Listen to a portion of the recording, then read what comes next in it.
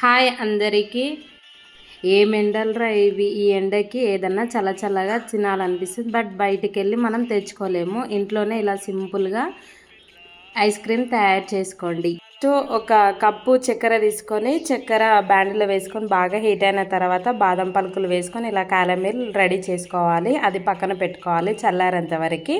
ఇలా పాలు తీసుకోవాలి. పాలు బాగా మరిగేంత వరకు ఇలా మరిగించుకోవాలి. మరిగిన తర్వాత ఒక కప్పు చక్కెర వేసుకోవాలి. పక్కన కొంచెం పాలలో కార్న్‌ఫ్లవర్ కలిపి పెట్టుకోవాలి ముందుగానే. పాలు మరిగిన తర్వాత కార్న్‌ఫ్లవర్ కూడా ఇందులోనే పోసేసుకోవాలి. బాగా మరిగిన తర్వాత మిక్సీ పట్టుకున్న బ్రెడ్ పొడిని ఇందులో పోసుకోవాలి. పోసుకొని బాగా మరిగిన తర్వాత ఇలా చల్లారాక మిక్సీ బౌల్లో పోసుకొని మిక్సీ పట్టుకోవాలి.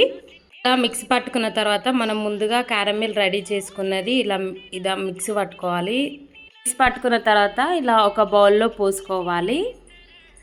మనం క్యారమిల్ రెడీ చేసుకున్నది మనం ముందుగా రెడీ చేసుకున్న క్యారమిల్ పౌడర్ని మీదంగా ఇలా పోసుకోవాలి. ఇలా పోసుకున్న తర్వాత చల్లారాక మనం డీప్ ఫ్రిడ్జ్లో ఒక 8 అవర్స్ వరకు పెట్టాలి. పెట్టిన తర్వాత తీసుకుంటే ఐస్ క్రీమ్ రెడీ. ఇంట్లోనే సింపుల్గా ఇలా తయారు చేసుకోవచ్చు. టేస్ట్ అయితే చాలా బాగుందండి. మీరు కూడా ట్రై చేసి చూడండి. ఇలా మరిన్ని వీడియోస్ కోసం మా ఛానల్ని సబ్స్క్రైబ్ చేసుకోండి ఫ్రెండ్స్.